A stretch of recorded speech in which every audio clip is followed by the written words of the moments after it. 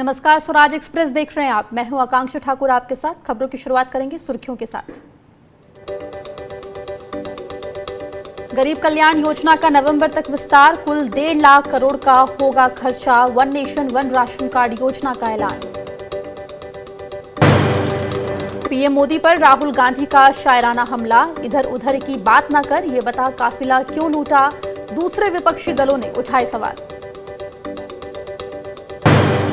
पश्चिम बंगाल सरकार का बड़ा फैसला, जून 2021 तक गरीबों को मिलेगा मुफ्त राशन। 15 जुलाई तक हॉटस्पॉट वाले इलाकों से घरेलू उड़ानों पर रोक की केंद्र से अपील।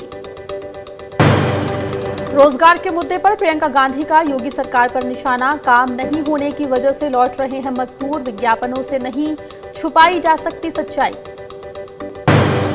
और कोरोनिल पर यू टर्न के बाद पतंजलि की सफाई, आचार्य बालकृष्ण का बयान, कभी नहीं किया था कोरोना की दवाई बनाने का दावा। देश के नाम संबोधन में प्रधानमंत्री मोदी ने कहा कि कोरोना महामारी को लेकर दूसरे देशों के मुकाबले भारत बेहतर स्थिति में है। समय पर लिए गए फैसलों से लाखों लोगों का जीवन बचाया गया। प्रधानमंत्री मोदी ने कहा कि लॉकडाउन के दौरान केंद्र सरकार प्रधानमंत्री गरीब कल्याण अन्न योजना लेकर आई। योजना के तहत गरीबों के लिए 2.25 लाख करोड़ रुपए का पैकेज दिया गया। साथ ही प्रधानमंत्री मोदी ने कहा कि बीते 3 महीनों में 20 करोड़ जनधन खातों में 31,000 करोड़ रुपए जमा कराए गए। 9 करोड़ किसानों के खातों में 18,000 करोड़ रुपए जमा किए गए। कोरोना से लड़ते हुए 80 करोड़ लोगों को 3 महीने का राशन मुफ्त दिया गया और अब इस योजना को नवंबर तक बढ़ा दिया गया है।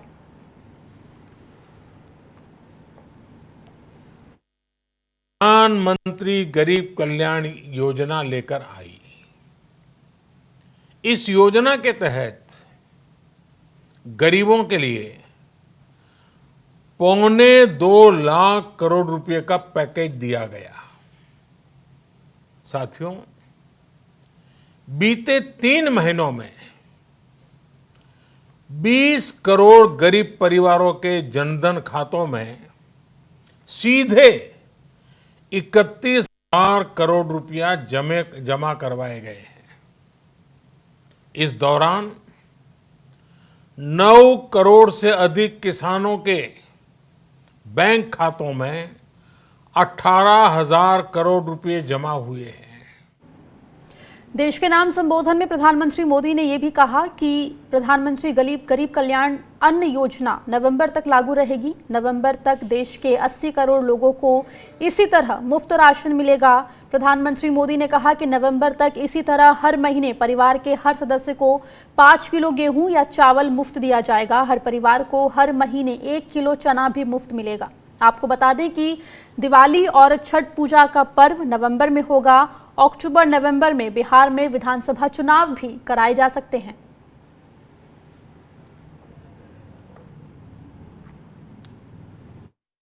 प्रधानमंत्री गरीब कल्याण अन्न योजना का विस्तार अब दिवाली और छठ पूजा तक, यानी नवंबर महीने के आखिर तक कर दिया जाएगा। कि कोरोना से लड़ते हुए भारत में 80 करोड़ से ज्यादा लोगों को 3 महीने का राशन, यानी परिवार के हर सदस्य को 5 किलो गेहूं या चावल मुफ्त दिया गया। इसके अतिरिक्त प्रति परिवार हर महीने 1 किलो दाल भी मुफ्त दी गई। संबोधन में पीएम मोदी ने किसानों और करदाताओं का धन्यवाद अदा किया। पीएम मोदी ने कहा कि सरकार गरीबों की जो मदद कर पा रही है वो केवल किसानों और ईमानदार करदाताओं की वजह से हो पा रहा है। गरीब को, जरूरतमंद को सरकार अगर मुफ्त अनाज दे पा रही है तो इसका श्रेय प्रमुख रूप से 2 वर्गों को जाता है।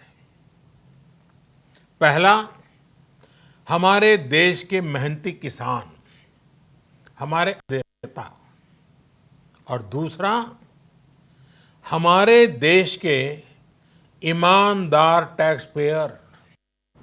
प्रधानमंत्री मोदी के देश के नाम संबोधन में चीन पर चुप्पी को लेकर कांग्रेस सांसद ने सवाल उठाए हैं। राहुल गांधी ने प्रधानमंत्री मोदी के संबोधन के बाद शाहब जाफरी के शेर के जरिए तंज कसा है। राहुल गांधी ने शेर में थोड़ा बदलाव करते हुए ट्वीट किया और अपने ट्वीट में लिखा कि तू इधर उधर की बात ना कर, ये बता कि काफिला कैसे लुटा।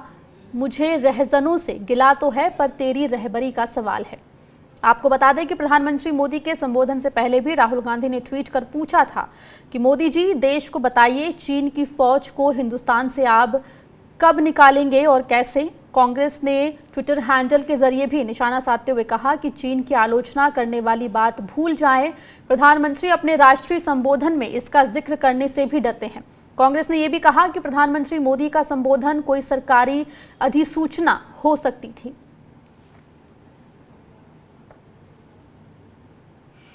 उधर कांग्रेस ने सरकार से पूछा है कि क्या केवल गरीब कल्याण योजना से अर्थव्यवस्था पटरी पर लौट सकेगी।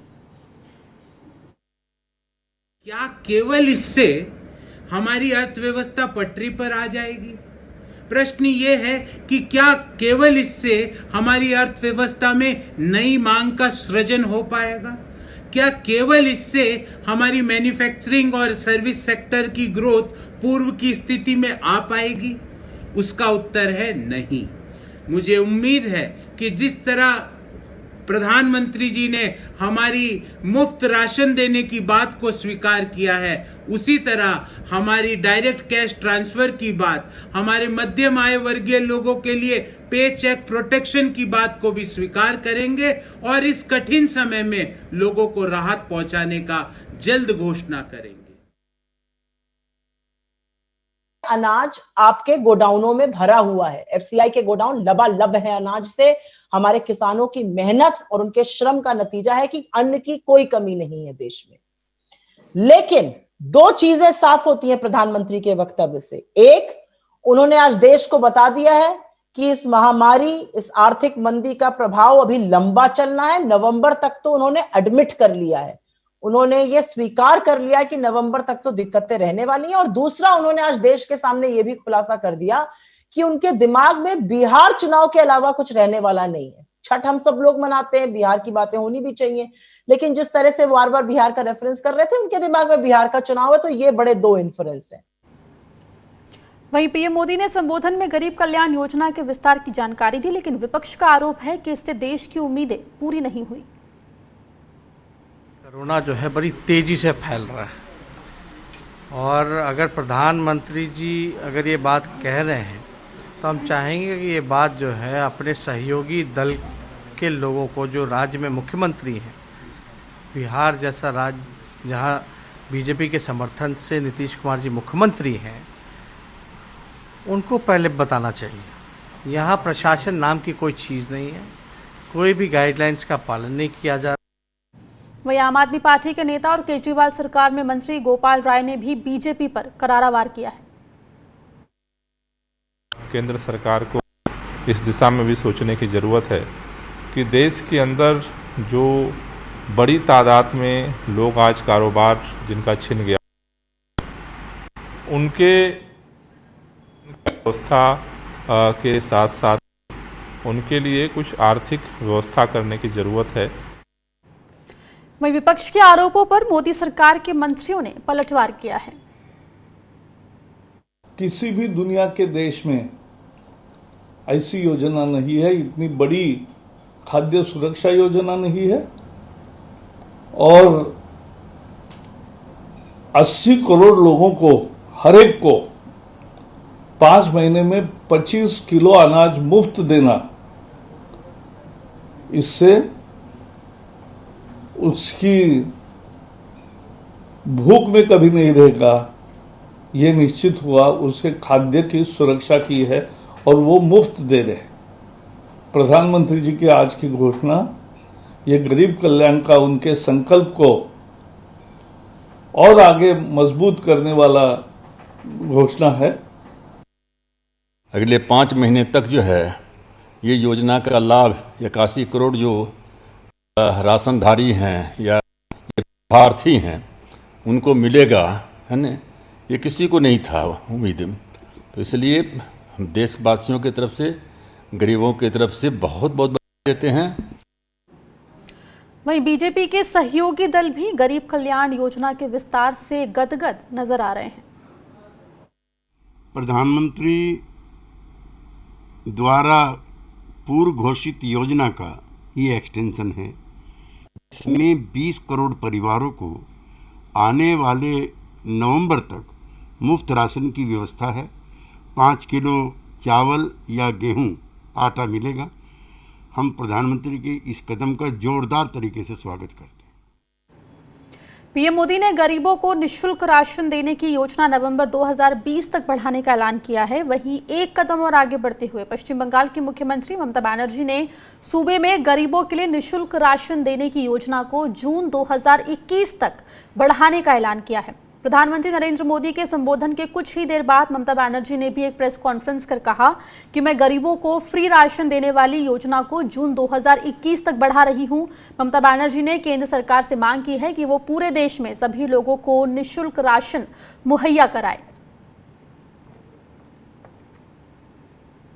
वहीं पश्चिम बंगाल ने केंद्र से 15 जुलाई तक हॉटस्पॉट वाले इलाकों से घरेलू उड़ानों पर रोक लगाने की मांग की है। पश्चिम बंगाल की मुख्यमंत्री ममता बनर्जी ने कहा कि पश्चिम बंगाल के मुख्य सचिव ने मेट्रो और फ्लाइट सेवाओं के लिए केंद्रीय गृह सचिव को चिट्ठी लिखी है। जैसे 15 जुलाई तक अंतर्राष्ट्रीय फ्लाइट्स रोकी गई हैं, वैसे ही हमने मांग की है कि हॉटस्पॉट वाले इलाकों से घरेलू फ्लाइट्स भी ना आए। हमने जरूरी सेवाओं से जुड़े लोगों के लिए मेट्रो सेवा भी शुरू करने की मांग की है। उधर कोरोना के मौजूदा हालात और वैक्सीन पर पीएम मोदी ने एक हाई लेवल मीटिंग की अध्यक्षता की। उच्च स्तरीय बैठक में कोरोना की वैक्सीन बनाने को लेकर चल रहे रिसर्च पर चर्चा हुई। बैठक में देश के बड़े अधिकारी और वैज्ञानिक शामिल हुए। देश में सरकार की मदद से कई कंपनियां और संस्थाएं कोरोना की वैक्सीन बनाने का काम कर रही हैं। बीते दिनों पीएम मोदी ने पीएम केयर्स से कोरोना वैक्सीन बनाने के लिए हो रहे रिसर्च के लिए पैसे भी दिए थे। कोरोना वैक्सीन पर हुई बैठक में पीएम मोदी ने अधिकारियों से कहा कि टेक्नोलॉजी का सहारा लेकर समय पर वैक्सीन बनाएं। इसके अलावा बड़ी संख्या में वैक्सीन कैसे बन पाएगी, इसकी तैयारी करें। कोरोना के कहर के बीच बुधवार को राहुल गांधी नर्सों से बात करेंगे। इस बात की जानकारी राहुल गांधी ने अपने ट्विटर अकाउंट पर दी है। राहुल गांधी ने लिखा है कि कोरोना से फ्रंट लाइन पर लड़ने वाली नर्सों से बात करूंगा। आप सभी सोशल मीडिया प्लेटफॉर्म पर देख सकेंगे।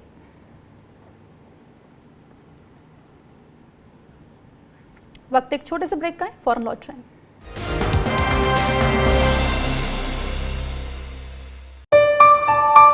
चलो इतिहास के कुछ पन्ने पलटते हैं।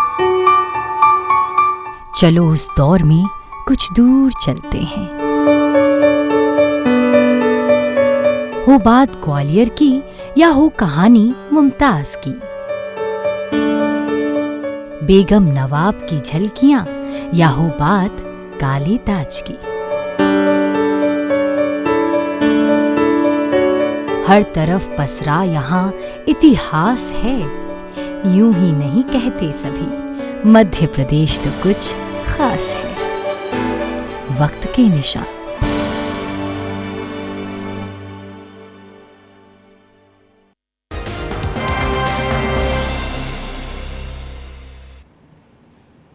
भारत और चीन की सेनाओं के बीच लेफ्टिनेंट जनरल स्तर की एक और दौर की वार्ता हुई। चुशूल सेक्टर में हुई इस बातचीत में पूर्वी लद्दाख में तनाव को कम करने और संवेदनशील क्षेत्र से सेनाओं को पीछे करने को लेकर चर्चा हुई। वार्ता में भारतीय प्रतिनिधि मंडल का नेतृत्व 14वीं कोर के commander lieutenant general Harinder Singh ने किया।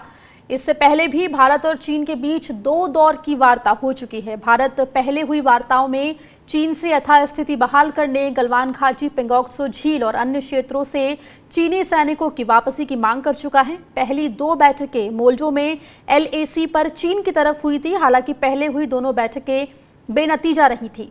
गलवान घाटी में 15 जून की रात हुई खूनी झड़प में 20 जवान शहीद हुए थे, जिसके बाद से दोनों देशों के बीच तनाव बना हुआ है। उधर चीन के साथ सीमा पर जारी तनाव के बीच भारत ने चीन से जुड़े 59 मोबाइल ऐप पर बैन लगा दिया है। चीन को भारत के इस कदम से जोर का झटका लगा है।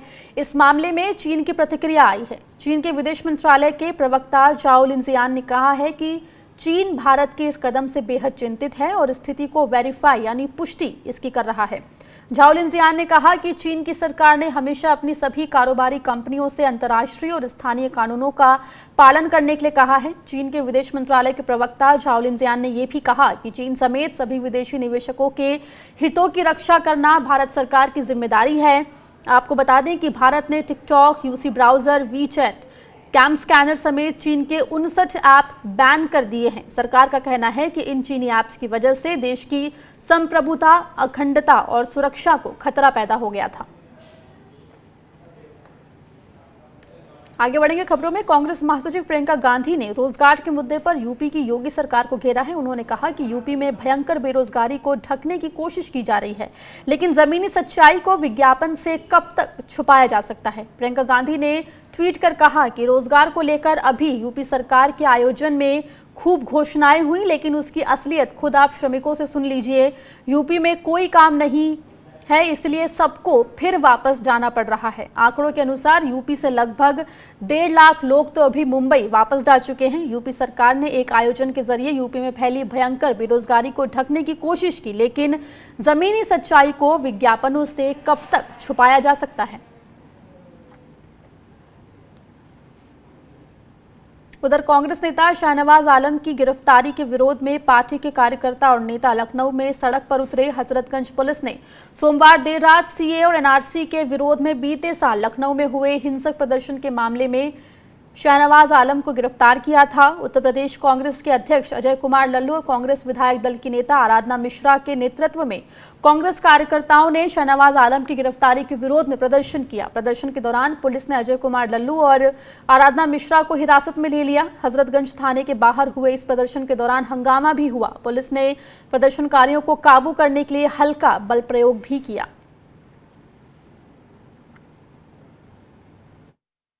नहीं, चार्जशीट में नाम नहीं है, न मुकदमे में नाम है। आखिर आधार क्या है? आधार दमन है?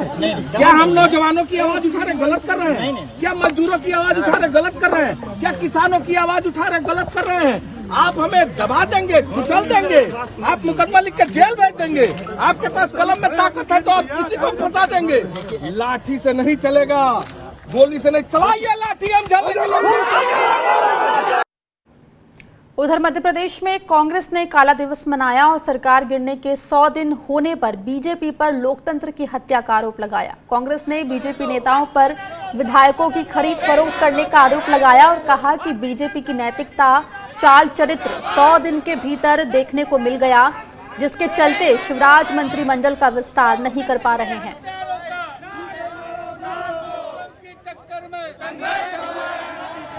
निश्चित तौर पर 100 दिन का हिसाब हम मांग रहे हैं। भारतीय जनता पार्टी जो 5 मंत्रियों से चल रही है, 12 मंत्री के बगैर कोई भी फैसला नहीं हो सकता, लेकिन फैसले कर रहे हैं। इन सब का हिसाब भारतीय जनता पार्टी उसकी सरकार को देना पड़ेगा।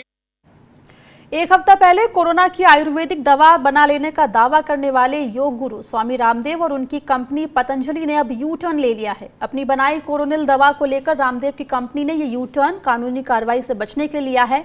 उत्तराखंड आयुष विभाग के मिले नोटिस के जवाब में पतंजलि ने कहा है कि हमने कोरोना की कोई दवाई नहीं बनाई है, बल्कि एक ऐसी दवाई बनाई है जिससे कोरोना के मरीज ठीक हुए हैं। रामदेव के सबसे करीबी और पतंजलि आयुर्वेद के कर्ताधर्ता आचार्य बालकृष्णन ने भी कहा है कि हमने कोरोना के इलाज की दवा नहीं बनाई, बल्कि कोरोनिल इम्यूनिटी की दवा है। बालकृष्णन ने कहा कि पतंजलि की बनाई हुई दवाई से क्लिनिकल ट्रायल में कोरोना के मरीज ठीक हुए हैं।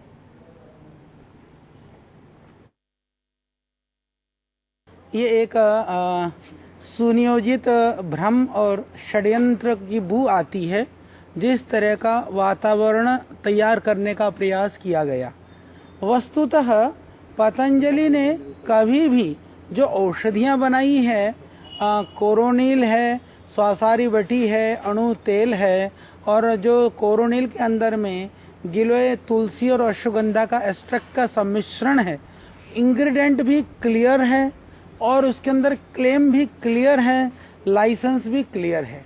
क्लेम के अंदर हमने इम्यूनिटी बूस्टिंग के लिए, एलर्जिक प्रॉब्लम्स के लिए, और जितने भी तरह के ये एलर्जिक प्रॉब्लम से रिलेटेड जो कॉम्प्लिकेशंस हैं, फीवर है, कफ है, ये सब के लिए ये हमने क्लेम किया।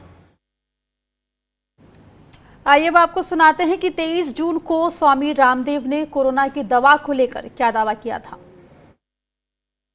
आज मुझे कहते हुए फक्र है, जो औषधि कोरोना का पहला Ayurvedic treatment, this is not only control, cure है ये उसका। और बड़ी बात है कि ये कहते हुए हमें फक्र है कि इसमें 100% रिकवरी रेट है विद इन 2 to 7 days और 0% डेथ रेट है। ये भी बहुत बड़ी बात है और ये दुनिया के लिए। वक्त एक छोटे से ब्रेक का है, आप देखते रहिए स्वराज एक्सप्रेस।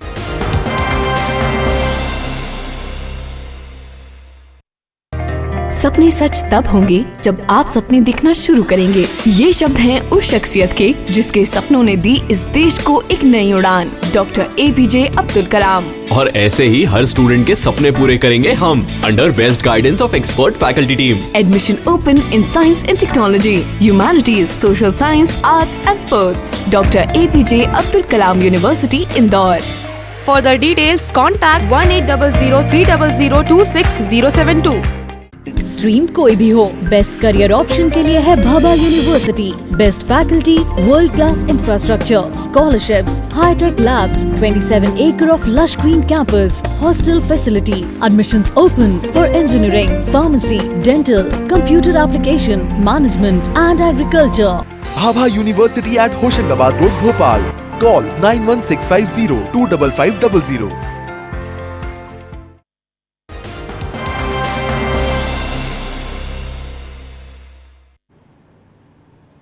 छत्तीसगढ़ की सामाजिक कार्यकर्ता सोनी सोरी ने दंतेवाड़ा पुलिस पर अपना पीछा करने का आरोप लगाया है। इस मामले में एक वीडियो सामने आया है। इस वीडियो में अपना पीछा किए जाने से नाराज सोनी सोरी पुलिस वालों से बहस कर रही है। सोनी सोरी का आरोप है कि पुलिस की बिना नंबर की एक जीप संदिग्ध तरीके से उनका पीछा कर रही थी। अपना पीछा किए जाने की भनक लगते ही सोनी सोरी ने पुलिस को चुनौती दी और कहा कि आओ मुझे जान से मार दो, मैं तैयार हूं। इसके बाद पुलिस वाले चले गए। सोनी सोरी बीजापुर के सारकेगुड़ा जा रही थी। सारकेगुड़ा में CRPF ने कथित तौर पर 17 आदिवासियों की हत्या कर दी थी। स्थानीय आदिवासी वहां एक स्मारक बनाना चाहते हैं। आरोप है कि पुलिस उन्हें सारकेगुड़ा जाने से रोकना चाहती थी। पहले तो मोटरसाइकिल से मेरा पीछा किया गया, उसके बाद फिर कारली से एक सोमो गाड़ी के साथ पीछा करते रहे और मेरा नजर उस पर पड़ी। और जैसे मेरी गाड़ी आगे निकलती थी मोटरसाइकिल में, संजय पंत भाई के साथ में आगे निकल रही थी, तो उस समय वो मेरी गाड़ी एकदम पीछे से स्पीड से लाते थे फिर रोकते थे। तो मुझे ऐसा लगा कि आखिर वो क्या रहा। तो इसी तरह देखती रही और मैं लास्ट में मुझे लगा ये किसी न किसी तरह मुझे मारने की कोशिश किया जा रहा है। मौके के तलाश में मौका देके इनको कैसे भी इसको मार दिया जाए। उधर पीछा किए जाने के सोनी सोरी के आरोपों को पुलिस ने गलत बताया है। पुलिस का कहना है कि सोनी सोरी अपने सुरक्षा गार्ड्स को छोड़कर आगे निकल रही थी। पुलिस उनकी सुरक्षा के लिए उनके साथ साथ जा रही थी। जहाँ तक लापरवाही की बात है, लगातार सोनी सोरी मैडम द्वारा अति संवेदनशील क्षेत्रों में अपने सुरक्षा कर्मियों को छोड़ के जाना ये ऐसे संज्ञान में आया है। उसके लिए उनके सुरक्षा गार्डों को भी उनको भी बार बार नोटिस दिया गया है, क्योंकि दंतेवाड़ा अति संवेदनशील नक्सल इलाका है और लगातार यहाँ पे प्रोटेक्टिव को खतरा है। और क्योंकि पिछले 6 महीनों में लगातार पिछले 2-3 वर्षों से हमने इनामी नक्सलियों को ढेर किया है, काफी इनामी नक्सली सरेंडर हुए हैं, अरेस्ट हुए हैं, तो नक्सली बौखलाहट में है और इसका फायदा उठा के वो जब भी किसी प्रोटेक्टी को खतरा पैदा कर सकते हैं। इसीलिए लगातार उन पर निगरानी रखी जा रही है।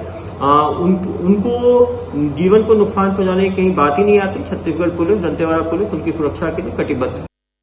उधर संदेशरा घोटाले में ईडी की टीम ने दूसरी बार कांग्रेस नेता और राज्यसभा सांसद अहमद पटेल से पूछताछ की। ईडी की टीम पूछताछ के लिए अहमद पटेल के घर पहुंची थी। ईडी की टीम ने अहमद पटेल से चेतन संदेशरा के बारे में पूछताछ की, जो उनके बेटे फैसल पटेल और दामाद इरफान सिद्दीकी का करीबी बताया जाता है। वहीं पिछले हफ्ते भी ईडी की टीम ने अहमद पटेल से उनके घर जाकर पूछताछ की थी। संदेशरा घोटाले में अहमद पटेल से पूछताछ को लेकर राजनीतिक बयानबाजी भी हो रही है। कांग्रेस और दूसरी विपक्षी पार्टियों का कहना है कि सरकार जांच एजेंसियों के जरिए विपक्षी नेताओं को निशाना बना रही है। विपक्षी पार्टियों का कहना है कि विपक्ष को डराने के लिए जानबूझकर विपक्षी नेताओं को निशाना बनाया जा रहा है। प्रेडिक्टेबल पैटर्न है। अभी तो बिहार का चुनाव आने वाला है, हम देख रहे हैं कि किन किन छतों पे और किन किन घरों में इनकी दस्तक होगी, क्योंकि चुनाव, राजनीतिक सरगर्मी और ईडी, आईटी, सीबीआई की मॉडस ऑपरेंडी उसके बीच में ऐसा ज़बरदस्त कोरिलेशन है कि जिसको समझने के लिए आपको सांख्यिकी आंकड़े नहीं देखने होंगे, बस बीते 5 वर्ष का इतिहास देख लीजिए। वहीं बीजेपी और एनडीए के सहयोगी दलों के नेताओं का कहना है कि जांच एजेंसियां कानून के मुताबिक काम कर रही है। बीजेपी का कहना है कि ईडी की अहमद पटेल से पूछताछ कानून के मुताबिक है, अगर किसी को एतराज है तो वो कोर्ट जा सकता है। अहमद पटेल जी का जो इन्वॉल्वमेंट था, चाहे सोनिया गांधी के साथ मिलके जो जिस तरह से वो कॉरपोरेट सेक्टर्स के साथ इंटीग्रेटेड करके अपनी एक्टिविटीज़ करते हैं, बहुत सारे केसेस हैं जो कॉरपोरेट लोगों के साथ, क्रोनी कैपिटलिस्ट जिन्हें कहते हैं, उनके साथ उनके संबंध हैं। धीरे धीरे वो अनलीश हो रहे हैं और वो इन्वेस्टिगेशन में सामने आएंगे। मैं चाहता हूं कि जल्दी से इन्वेस्टिगेशन एजेंसी इन चीज़ों के ऊपर इन्वेस्टिगेट करके कार्रवाई करे। जांच एजेंसियों और अदालतों के कामों पर टिप्पणी करना ठीक नहीं है। हमें इन संस्थाओं के संचालन पर पूरा भरोसा है। उधर दिल्ली की जामा मस्जिद को 4 जुलाई को दोपहर 12:30 बजे से आम लोगों के लिए खोल दिया जाएगा। हालांकि इस दौरान कोरोना के चलते लोगों को कुछ हिदायतें भी बरतनी होगी। मस्जिद की ओर से जारी बयान के मुताबिक जोहर की नमाज के बाद मस्जिद बंद कर दी जाएगी। असर से मगरिब की नमाज तक जामा मस्जिद खुली रहेगी। देर रात से सुबह तक चलने वाले कर्फ्यू की वजह से ईशा और फजर की नमाज में वही लोग शामिल हो सकेंगे जो मस्जिद के अंदर हैं। नमाज के दौरान भी सोशल डिस्टेंसिंग पर अमल किया जाएगा और सभी लोगों को वजू अपने अपने घरों से ही करके आनी होगी। वहीं मस्जिद के शाही इमाम सैयद अहमद बुखारी ने 11 जून को ऐलान किया था कि 30 जून तक जामा मस्जिद बंद रहेगी। इस दौरान कुछ लोग ही मस्जिद में 5 वक्त की नमाज अदा कर रहे थे।